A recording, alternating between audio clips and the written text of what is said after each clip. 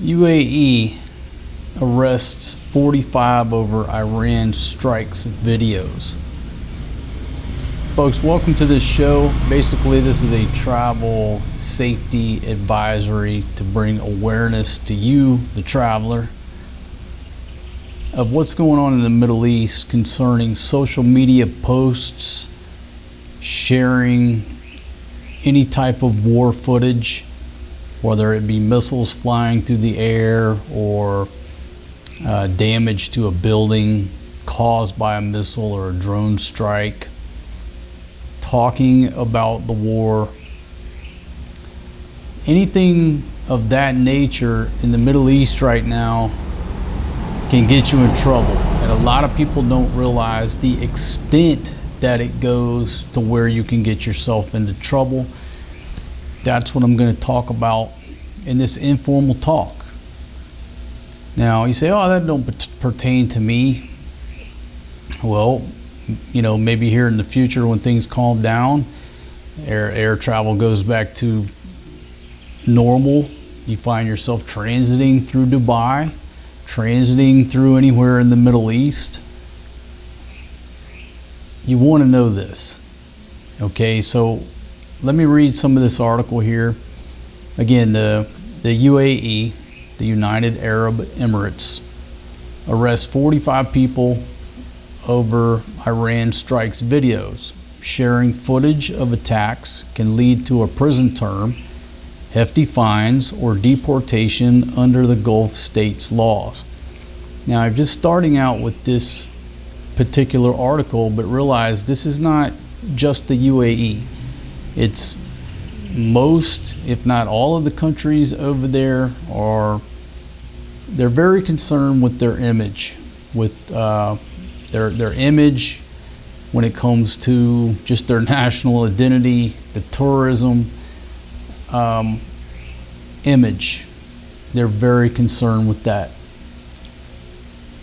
And they always have been. Okay, so realize it's the whole region, including Israel, and I'm even going to include the good old United States of America, that is basically putting some warnings out there as well regarding what's going on in Iran. Okay, so again, I love the UAE, I love Dubai, I love Abu Dhabi. But realize when in Rome, you have to do as the Romans. And the laws in your country, whether it's the United States, the majority of my viewers are there in the United States, but not everybody. Realize that the laws in your home country are much different than when you go somewhere else. And that's just the purpose of this video. This is not a political talk. I'm not taking sides. I'm not talking opinions. This is just a travel safety / awareness video to let you know what some of the laws are and how people have already got themselves into trouble. So this ain't about politics. This is not saying anything bad about any of these countries. The governments of these countries have posted these notices letting everybody know, and all I'm doing is amplifying and rebroadcasting the message that these governments have put out. Now, you know, because at some point I'll be back in Dubai. I'll be back over there in the UAE. I'll be back in the Middle East, whether I'm a tourist or transiting through there. I don't want to get myself into any type of trouble. So this is a travel safety awareness educational video to basically reinforce what these governments have put out. There you go. 45 people of various nationalities have been arrested for sharing videos of Iranian missile and drone strikes on the UAE. Police in the Emirate of Abu Dhabi have confirmed. Let's see. The publication of videos could provoke public concern and lead to the spreading of rumors within the community, the police said on Saturday. So again, I'm just quoting this news article who are quoting the police. Legal and administrative measures have been taken against those responsible. On Thursday, detained in Dubai consultancy reported that 21 people, including a 60-year-old British national, have been charged in the UAE under the country's cybercrime laws for filming the strikes. Under these laws, an individual could face up to 2 years in prison and fines ranging from $5,500 US to $54,500 US. And also foreigners risk deportation, but they also risk a travel ban. In other words, you can't leave the country until this case is settled. The charges sound extremely vague but serious on paper. In reality, the alleged conduct could be something as simple as sharing or commenting on a video that is already circulating online. And this is according to Rada Sterling, CEO of this organization called Detained in Dubai. She warned that foreigners need to understand that what may seem like normal social media behavior elsewhere can lead to arrest in the UAE. On Monday, Qatar said that it had detained more than 300 people for filming Iranian strikes. A few days later, Bahrain announced the detention of 6 individuals on similar charges. The monarchy's Interior Ministry urged the public to refrain from circulating or reposting unreliable videos or news to avoid legal accountability. Now, again, according to Ms. Sterling, if governments in the Gulf begin arresting expats for sharing or discussing news during a conflict, it risks undermining the image they have tried to build as safe, modern international hubs. Now, that's her opinion. Israel has also stepped up censorship during the conflict, which it initiated together with Washington, forbidding live broadcasts showing city skylines during Iranian missile attacks, images identifying location of strikes, and other content deemed to be a security threat. Okay, now that's just reading from the article. The UK authorities have confirmed that a British man was charged with cybercrimes in Dubai for allegedly filming missile strikes. This article is from CNN. This gentleman is 60 years old and reported to be a tourist. Now, if you live in Dubai or you live in Abu Dhabi, you know these rules. You know that the rules exist. You may not know exactly to what extent that they can be applied. You know, you have a law. Sometimes it's rarely applied. Sometimes it can go the other way. But according to the article, this gentleman is a tourist, 60 years old, and he was charged under a law that prohibits publishing or sharing material that could disturb public security. Let's see. The UAE's Minister of State to the EU, Ms. Lana Nasaiba, told the BBC she was aware that there had been some violations of the law, but did not comment on the case. She said that the regulations had been introduced for public safety. My best advice to everyone here, who we welcome being here, is follow the guidelines. The guidelines are there for your safety and for your protection. And again, folks, the purpose of this video is to not debate the issues, not to talk about whether we like or dislike the issues. The purpose of this talk is just to educate travelers about what they're saying the guidelines are and how they're going to apply them and what you can and cannot do. That's it. Okay? The penalty for breaching the cybercrime laws, again, in the UAE is a minimum of 2 years in prison, 200,000 dirham fine. That's around 54,000 US. Let's see, the UAE's ambassador to the UK, Mansour Abdulhul, said the UAE is very safe. The guidelines and regulations are there in the UAE to ensure people's safety, and that they're discouraging people from filming so that they wouldn't be hit by falling debris. Now, okay, he's got a good point. Now, if it's way the hell over there, okay, that's stretching it a bit. But if you're standing out there with a cell phone filming this stuff and you get killed by falling debris, that reflects negatively on their image. So all around, they're saying these guidelines are for your safety, and that's reasonable. If rockets are coming in, you don't want to be outside filming, you want to take cover.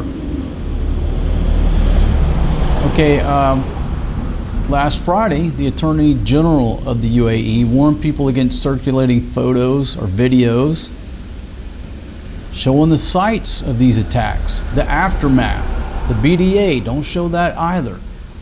Battle damage assessment, don't show the buildings after they've been hit, or inaccurate information that might cause panic. Okay, here's another government warning. Photographing or sharing security or critical sites, reposting unreliable information may result in legal action. Okay, there you go. Think before you share. Spreading rumors is a crime. So everybody's being warned about it. The information is out there. And let's just go on before I start talking about the US, because everybody in America is like, oh, that's crazy. They're trying to, censorship, what have you. Well, you just wait until I talk about what the US is doing. Okay, so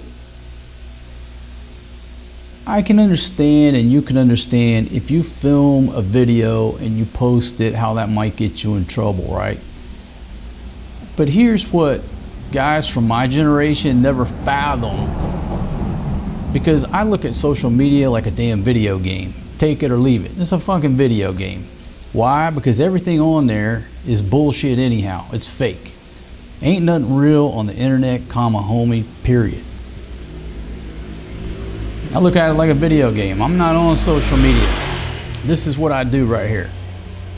I produce videos, travel show, cooking, every now and then some political commentary. But I look at Facebook, all the social media stuff, right? It's like a video game, because ain't nothing real. But that's my generation and before. The younger folks, they take this shit serious. All right? And this is what old single dad is finding out. Sharing social media clips could be illegal. Just sharing something. How in the hell can I get in trouble for sharing something that's already out in the public realm? Well, guess what? In a lot of places you can. For sharing a link, hit the share button, and now you're in the trick bag. Okay? So this article is from that organization called Detained in Dubai. And I'm not sure if they're like a non-profit or if they're a law firm. I'm not really sure. I didn't dig that deep. But they're talking about how you can get locked up even if you just reshare a post. And when what they did, they post the warning from the public prosecutor in the UAE. Nobody's making this up. All they're doing is, again, just talking about what the government has posted. Now, do not assume your home country's free speech protections apply in the UAE. They do not. And if you're not a frequent world traveler, maybe it's your first trip, maybe you're just transiting Dubai airport, you're not thinking anything about this. You've never left America. You're not even going to Dubai. You're going somewhere else. You've got a layover there, and you're just chatting away, see something out the window, you film it. Is it your fault?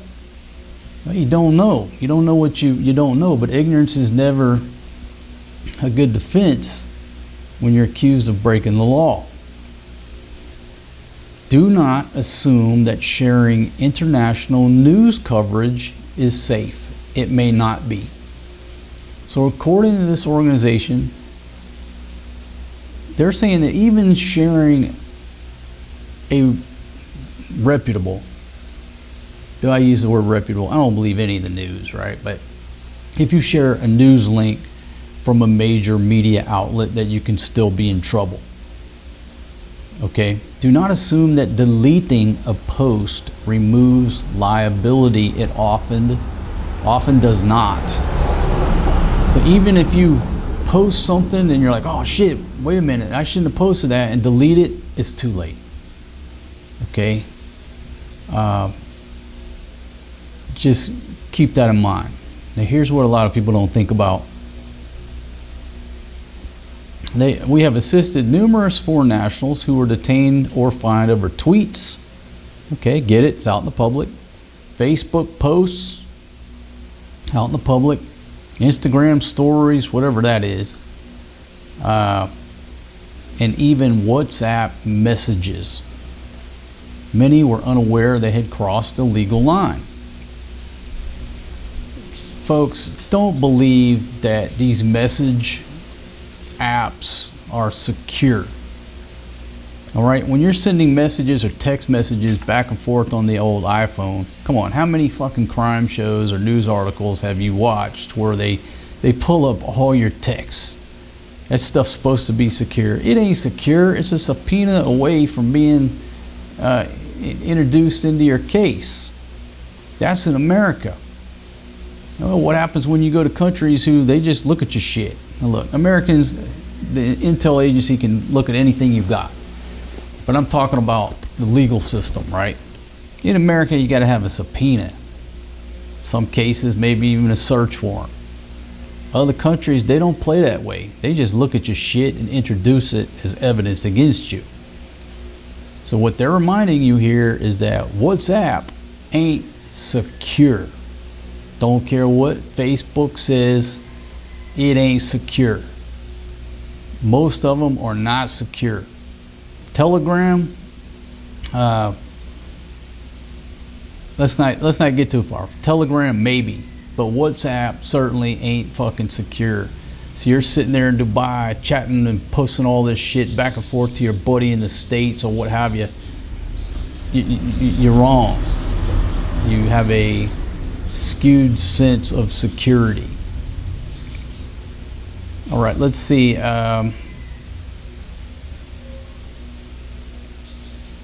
Illegal to photograph certain buildings, military sites, and sensitive infrastructure. That's pretty much common sense, but maybe you don't know it's a government building. Maybe you don't know that building over there is a government building. Why? You don't read Arabic. Let's see. People have previously been at risk for posting negative content about weather. About the weather. Did they just say people have gotten in trouble for posting content about the weather, complaining about the weather? That's what they're saying. So a strike from Iran is clearly more sensitive. Folks, these countries are all about image. It's all about the image. I've said many times that, cultures such as the Middle East, Asia, Southeast Asia, people would rather you take them in a back room and hit them in the face than to just insult them with words in public. If you gave them a choice, hey man, I can either insult you in front of everybody in this bar, or I can take you out back and hit you in the face. They would choose to be hit in the face where nobody saw it, where it wouldn't tarnish their image. That's my opinion. That's so different from the way I was brought up, to where sticks and stones may break my bones, but words will never hurt me. It's quite the opposite. And that's sort of hard for Americans to understand, the extent of how important that is. Face in the community.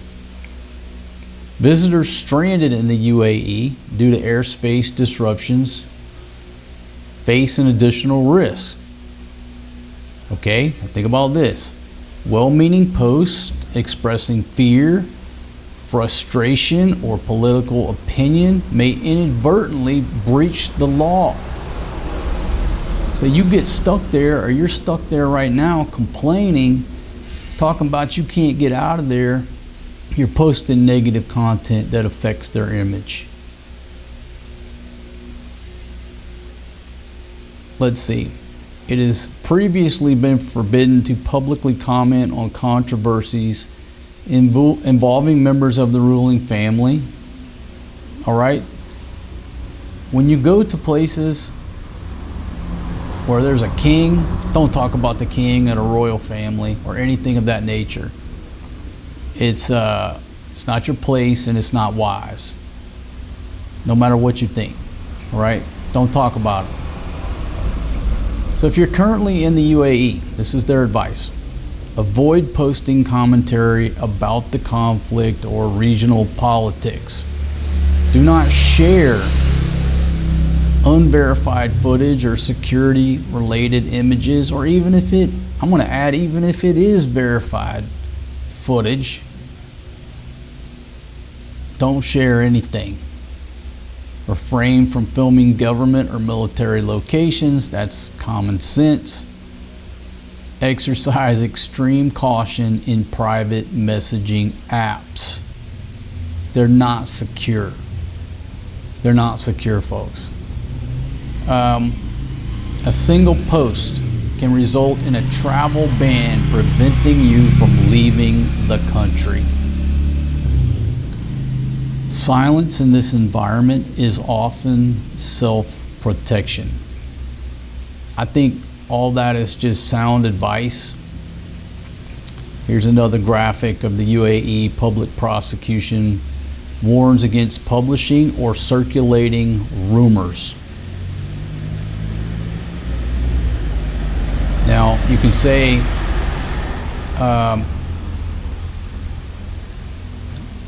who's to say what's a rumor or what's fact?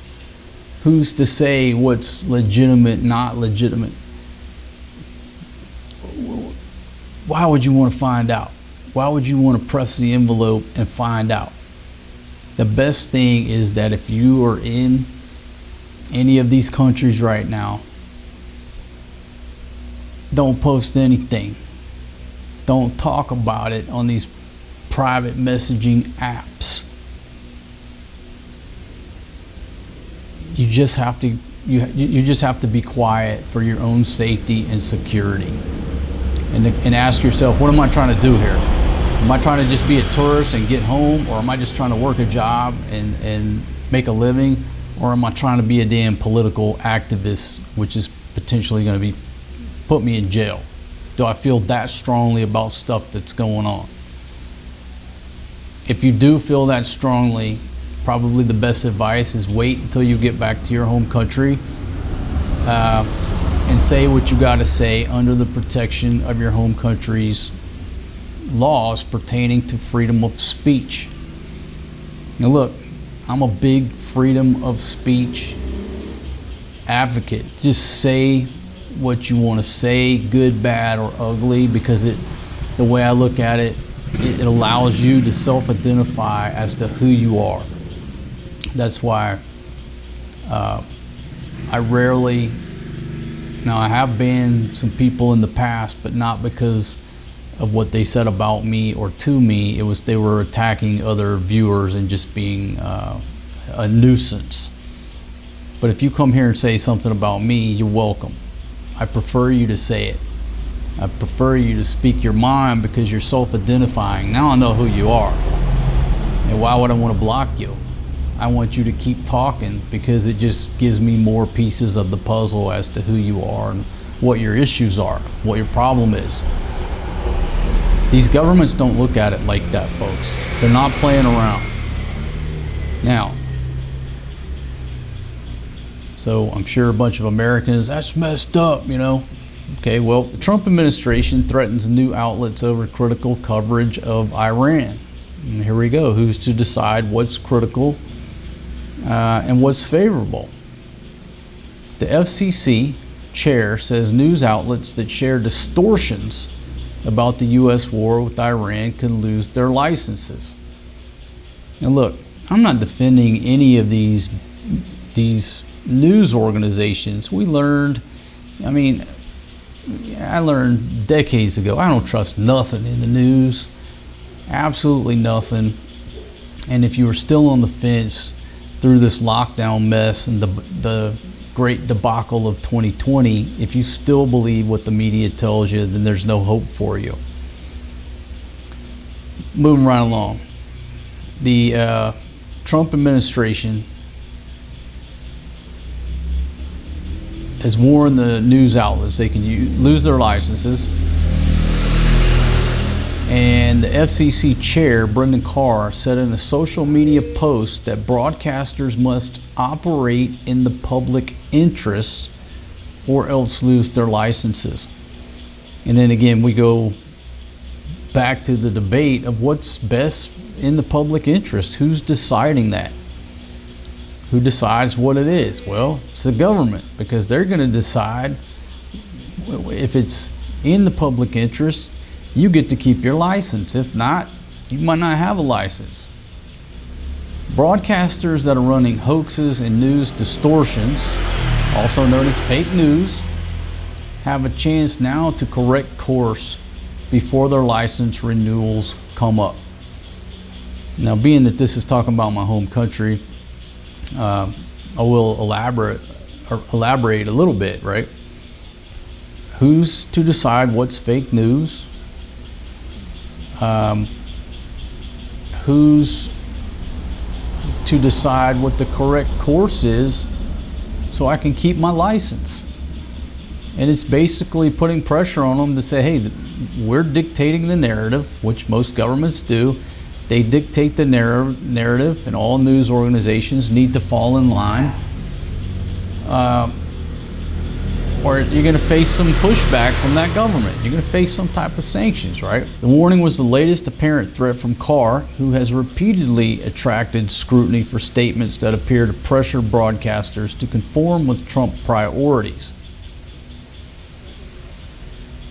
For instance, last year he called on ABC and its distributors to find ways to change conduct, to take action on comedian Jimmy Kimmel, whose late night show had been critical of the president. We can do this the easy way or the hard way, Carr said of Kimmel on a podcast. Did he really say that? All right, well, at least I appreciate him telling the truth. You want the carrot or the stick? Get on board Team Trump. Again, folks, I'm not taking a side. I'm just telling you how the world operates, right? ABC temporarily suspended Kimmel's show in the aftermath of those comments. Let's see. This is a clear directive to provide positive war coverage or else licenses may not be renewed, Senator Brian Schatz of Hawaii wrote. This is worse than the comedian stuff, and by a lot. The stakes are much higher. He's not talking about late night shows. He's talking about how a war is covered. The First Amendment doesn't allow the government to censor information about the war it's waging, this gentleman said. And then it goes on to talk about how the president talks about fake news. I think there's a big difference in intentionally putting out fake news versus the fog of war or the fog of an incident going down. Initial reports from any developing incident are never right on the money on anything. I mean, they're just trying to put the information out there as it's breaking. It's a race to get the news out. It's never 100%. So somebody could say, oh, that's fake news. Or somebody could say, hey man, this is the information that we initially heard. That's all we had. We're telling you, the viewer, what this guy was telling us. It turned out to be wrong. But really it's not wrong. They're just reporting what this guy is saying. See how the news works? You know, I guess, like, you know, growing up as a kid, especially, you know, originally from the backwoods of Mississippi, you believed everything the government told you. You believed the newspapers. You believed everything. You know, just some dumb rednecks. How do we know not to believe everybody? And then, as I guess where it started hitting me is I started just small time, you know, used to be EMS, POPO, where I knew what went down during these incidents, where people died or there was a homicide or a car crash or what have you. And then I would read about it, about the incident that I was a part of, and it was just totally wrong. And that's when you start realizing, holy shit, man, the news don't ever get it right. The names are wrong. This ain't what happened. They fucking spelled my name wrong. And you start realizing how wrong it is. And again, when something's happening quick, it's hard to get everything right. All right, so it goes on talking about that. So not only is it the Middle East countries that are enforcing, hey, don't talk about this, but you also got the same thing in Israel, and you've also got the same thing going on in the US. Everybody wants to dictate the narrative. So instead of, I could sit here and talk about this all day, but let's just get back to the point, folks. The point is, if you're traveling or living in or temporarily in any of these countries in the Middle East, including Israel, it's in your best interest just to leave it alone. Don't comment, don't get caught filming, don't reshare anything, don't even like something. They're talking about even if you just push a button and like something, that you can be in the trick bag. Sort of like a conspiracy. Just leave it alone. Now, I always say that there comes a time when silence is betrayal. But in this situation, silence is golden. Keep your mouth shut. When you get back to your home country and you figure out you're never going back to any of these countries, say what you want to say. But if you've got to transit through there in the future, if you've got to work there, you know, just passing through, want to go on vacation, hey, you've been warned what they're saying, what the guidelines are. So the best policy is just keep your mouth shut. Stay out of it. So anybody that's over there, any of my friends, I'm not asking for any more reports. I don't want to know. I don't want y'all to tell me how it's going over there. I don't want you to put that in a messaging, on a comment, here in the chat box. Don't want to know, not going to ask. Because I don't want to put you in the trick bag. Back to that like and stuff. A guy from my generation, at least me, I look at it's just fucking online video game bullshit. You mean to tell me that by one click and doing this, that's enough to send a dude to jail? That's absolutely mind-boggling to me.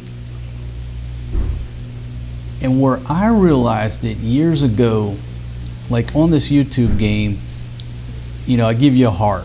And what I use that heart for is, it means I read your comment. That's what it means. It doesn't mean I like your comment, I disagree, I agree. For me, this guy, it's just a marker that says, okay, I read this comment. It's a signal and a communication to you. Hey, I read your comment. Number 3, it puts my profile pic on there, and it's just more brand recognition. It doesn't mean that I love your comment, I approve of what you said, or I disapprove. None of that stuff. My perception and what I use it for are exactly what I told you. Just like a check mark. Yep, already read that one. Hey man, I read your comment. Oh, by the way, take a look at my beautiful face. But years ago, I had a dude rip me because I put one of them hearts by somebody's comment, and it fucking set him off. I can't believe you just liked this guy's comment and blah, blah, blah, blah, blah, blah. And I'm sitting there, what the fuck you talking about, dude? I leave a heart when I read somebody's comment. Okay, can you see that I'm putting out an important, very important travel safety video? Letting my viewers know, don't be posting shit, any type of negative stuff in the Middle East, or they could go to jail. Well, 3:30. Yeah, and make me a bowl too. I'm hungry too.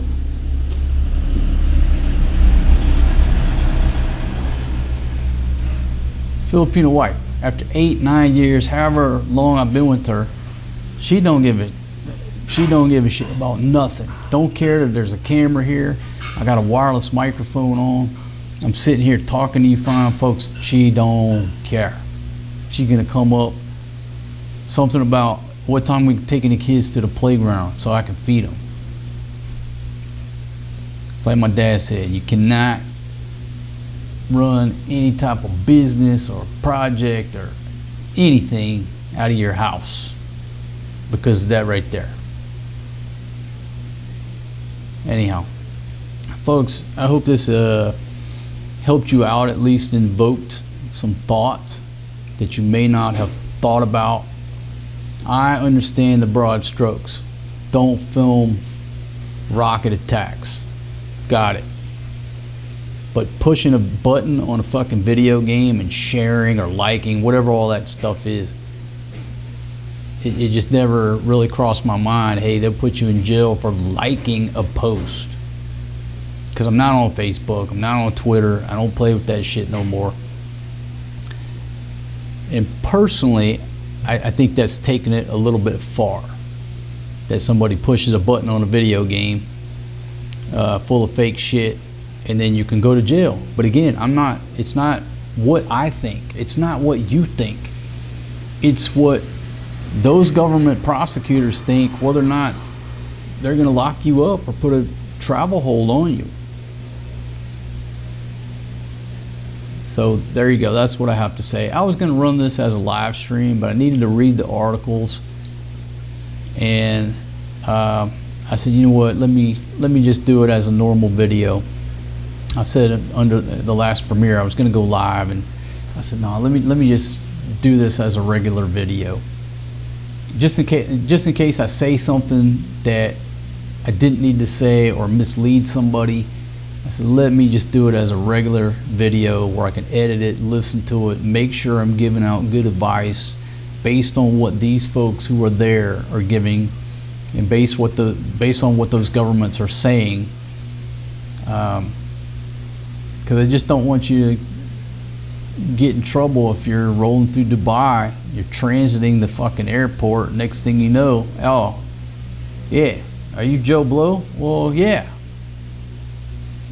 We've got an immigration hold on you. It's like, what are you talking about? I've never been to Dubai. That's a little extreme, but it can happen. It's just like me. I don't need to transit China, ever. Because the Chinese Communist Party don't like me.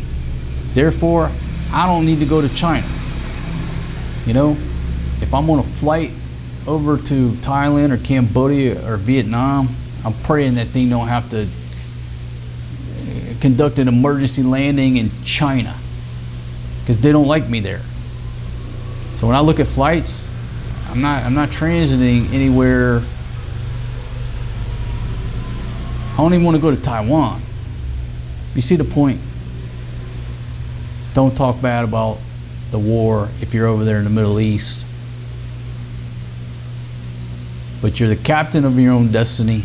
Govern yourself accordingly. Folks, thanks for listening. Y'all be safe out there. If you're over in the Middle East, just be safe, keep your head down. See y'all on the next one. Peace out, my friends.